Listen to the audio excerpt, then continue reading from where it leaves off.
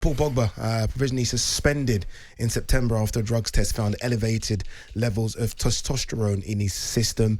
The positive test was confirmed by Italy's National Anti-Doping Tribunal, NADO, in a second sample in October, and the Anti-Doping Prosecutor's Office requested a 4-year suspension. Paul Pogba suspended for 4 years. We'll get to the question, by the way, as well, about whether or not Paul Pogba is a top 10 French player of all time. Before we get to that, Rory, Paul Pogba's only 30, by the way.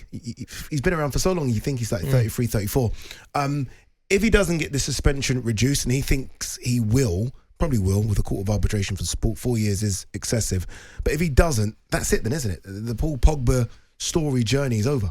Yes, I think it is. And I think it's a sad day for football, because players like Paul Pogba, I find them inspiring. I think that's what football should be about. I know that people will always focus on the ruthless pursuit and almost cold numbers that a player like Kevin De Bruyne will bring.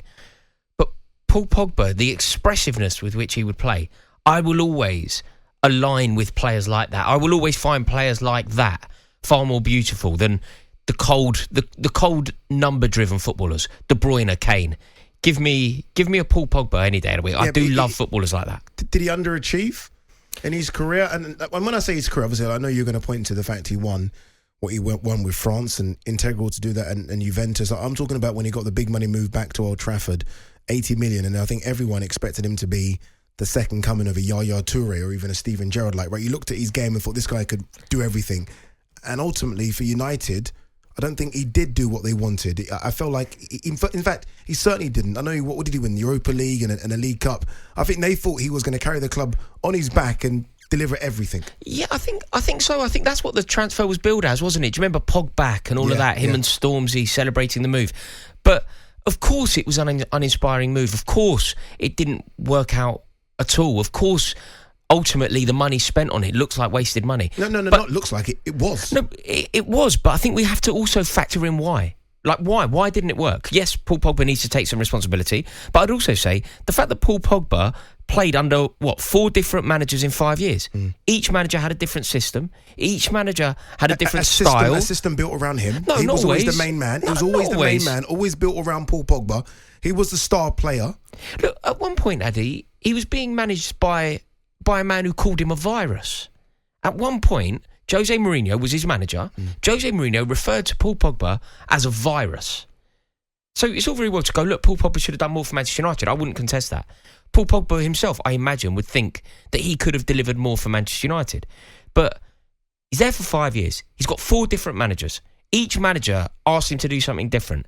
One of those managers, probably during his best period for the club, one of those managers calls him a virus. Now, look, you know how much I love Jose Mourinho, but that's bang out of order, isn't it? Yeah. A virus.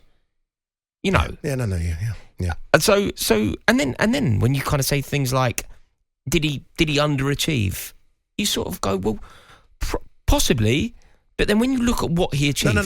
By the way, before you answer that, when I say did he underachieve, bear in mind the player that they're buying. Bear in mind this is the player that won 4 Serie A's with that special Juventus team.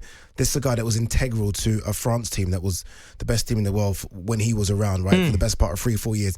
They are buying a proven top world-class footballer. So that's what. So start your underachievement talk with that. With what they've got. He definitely underachieved. This isn't Harry Maguire coming to the club. This is a Paul Pogba coming. He definitely underachieved at Manchester United. Okay, but I think when you look at his career as a whole, at the top of this segment, you pose a theory: is he in France's top 10 players? Top 10 players of all time. I posed a theory because this is what you tweeted out. You said he was. I think he is. I think it's a ridiculous statement. It's not a ridiculous statement to say that Paul Pogba is in the top 10 French players of all time, and that I just don't think you can be an underachiever.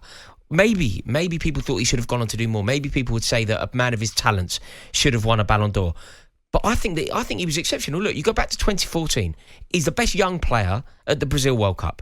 2 years later, France get to the final in their home tournament. He plays every single game for France. 2018, they win the World Cup. He scores in a final. The next tournament, the one that ultimately was played in England, up until the injury, he's one of the best players in the tournament. Like, time and time again, he delivered for France. He won the World Cup, scoring in a final. I think he's a truly sensational player, and I don't think it's particularly weird to say that he is in the top 10 French players of all time. 442 did something like this. They kind of, I don't know, voted and got numerous people to vote in as to who their best 10 players were of all time. Pogba didn't make the 10, but I'll tell you the 10 and you tell me who's coming out for Pogba to go in, yeah? So number 10 there, N'Golo Kante.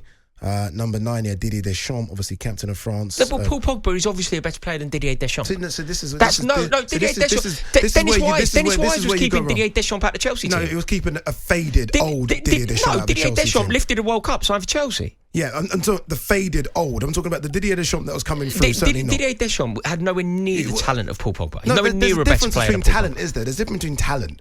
You know that pass? That cross-field cutting pass that Paul Pogba would make? It was poetry. The one that we barely saw at Old Trafford. Anyway, let me continue the list very quickly. Frank Ribéry at number 8. Number 7, Marcel Desailly. Number 6, Lilian Thuram. Fantastic players. Number 5, Eric Cantona.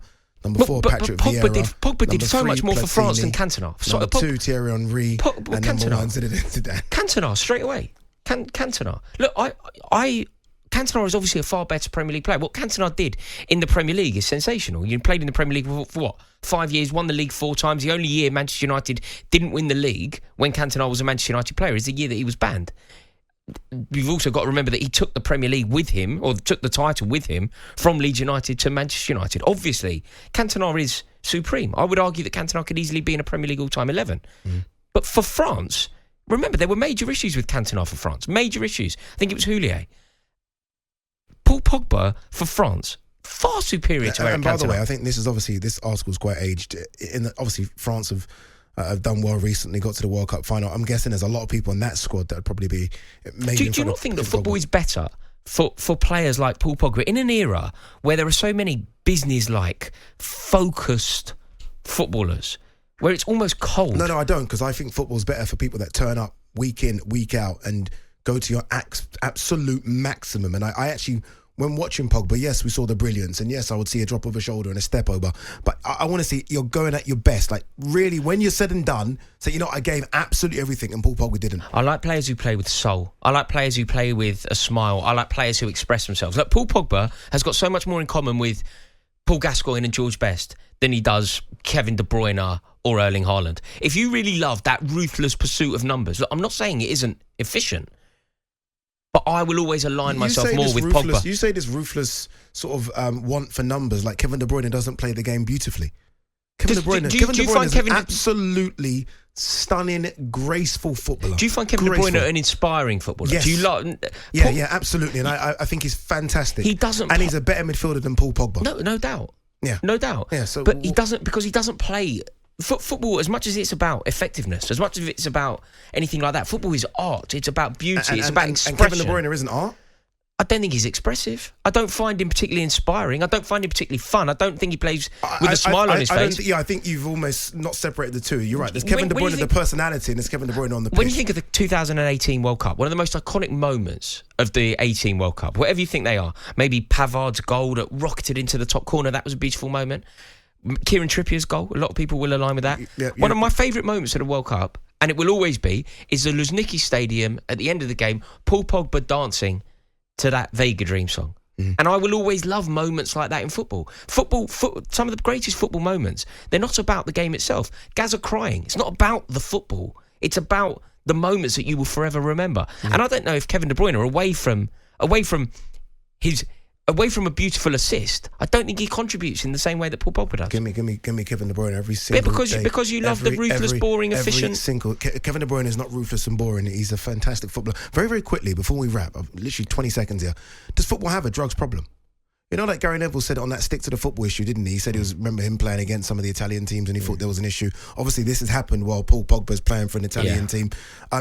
Is there something that needs to be done about this? I mean, I think so. I think it was Mark Overmars spoke. The year, in '95, Ajax won the European Cup. They could have retained it. The following that brilliant team, that following season, they got to the final again and they lost to Juventus in extra time. Mark Overmars spoke quite articulately about that.